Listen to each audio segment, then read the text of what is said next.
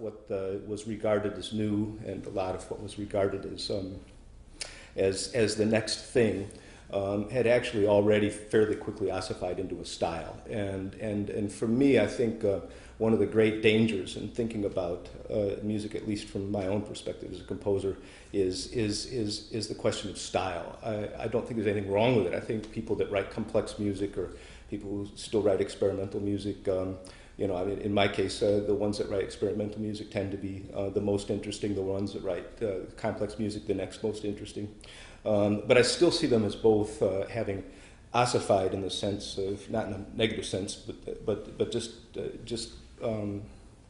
as a fact, into style. And so one of the things that I think is positive about the last 25 years is, in fact, the way in which it becomes possible as a composer to choose not to do that. So there are avenues in which you might become successful if you want to write in various categories of music or be influenced by various categories of composers, and that's obviously happening everywhere. But to me, one of the great things that's happened over the last 25 years personally is my feeling that there was a chance to do something new. And what I mean by that is to do something that hadn't yet ossified into a style. So for me, that's one of the big positive things that happened in the last 25 years is the fact that you don't have to write in a musical style anymore, except from the perspective, at least from my perspective, of creating your own personal music, and that's what I've been working really hard on trying to do. And in order to do that, I think it behooves one to pay really, really close attention to what's been happening, both in the past and in the present. I would say that escaping the necessity of attaching oneself to what you think is really happening and new is a way of instead being something that you might not want to do, and instead try to find your own way has been a very positive aspect of the last 25 years for me, at least the traveling during those last 25 years that I've done as a musician.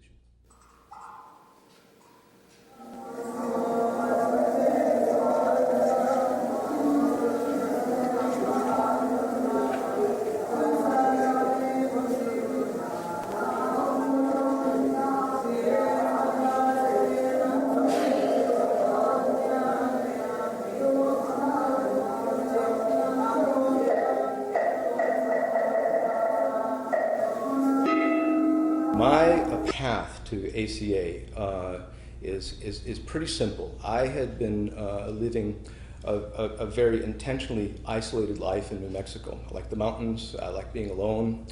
I like to write in sketchbooks. It's very almost 19th century-like, in fact, in terms of what I was personally doing. And I had pretty much decided that was the way things were going to be for me. And then whatever happened to my music in the end would happen. I never really ever thought of joining any organization for composers. But my friend and colleague Richard Cameron Wolfe, who lives in my favorite city in the world, Taos, New Mexico, told me, well, you're about to leave that isolation and now move to the East Coast where your wife teaches, and now what are you going to do when you're no longer in that isolated place? I recommend, this is now Richard Cameron Wolfe talking, that you consider joining the American Composers Alliance so that you can at least find some location where you could be with other composers and share your music with them. So that's the simple answer to that question.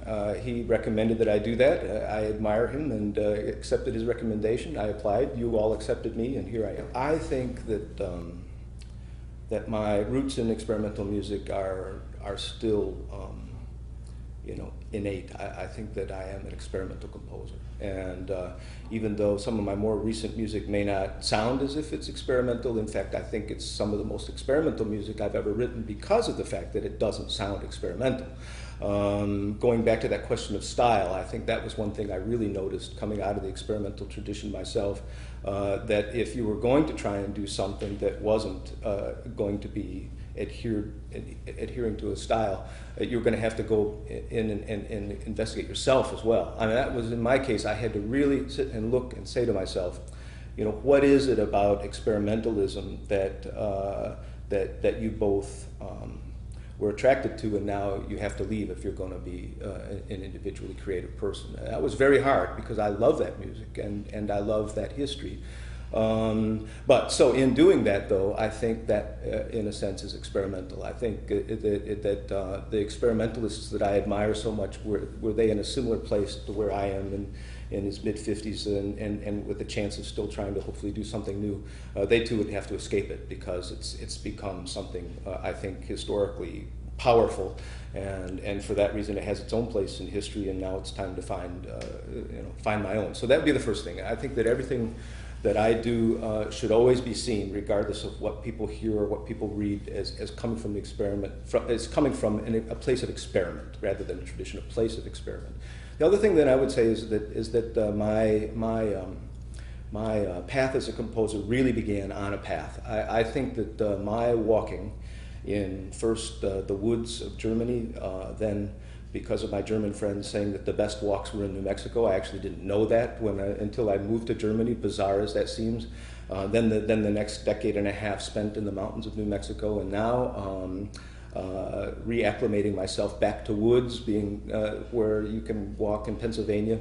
It all happens for me there. I really think that you can't put that necessarily in a biography, but if I were to say anything that might be something a person listening to or looking at this might want to know that isn't in that biography, other than the fact that obviously I say that I take those walks, it would be that everything for me happens in isolation, in solitude, on walks, by myself, and through what I hope is a kind of exhaustion of the intellect, and an exhaustion of my speaking voice in my head, that eventually leads to an emptiness. And when I get to that empty place where I no longer hear myself in my head, I begin to hear things where I am. And those are the things I write down, and that's the music that I make.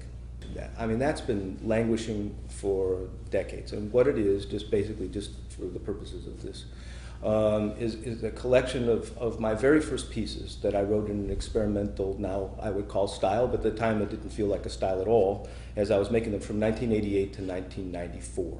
And it was at that point that I also left it and went on to what I've done for the last 15 years, which is not that. But those pieces were written as I moved from being a percussionist to being a composer. They document that path, and I finished it in 2003 in a Wurlitzer residency in Taos, and it for many years it's just sat there. Well, many years, since 2003, so however many that is, and so I'm very grateful. And it includes a beautiful image of a print that my wife allowed me to use, called Silence, which also is very apropos for what's in those pieces. And then also it includes some of the writings that I did at that time that were related to the music I was then composing.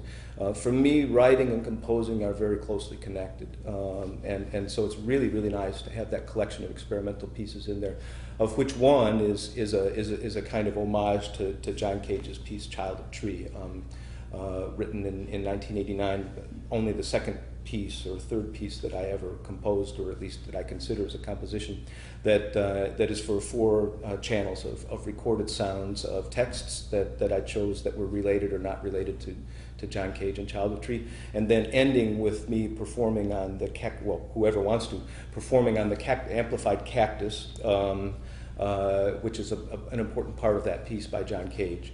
And the recitation of the text that John Cage used from Finnegan's Wake, that was titled "The Wonderful Widow of 18 Springs." That gets read at the same time as the cactus is played, and that piece, yes, is going to be done at a percussion festival in Austin, Texas, in November, and it'll be nice to have that book with me when I give that performance.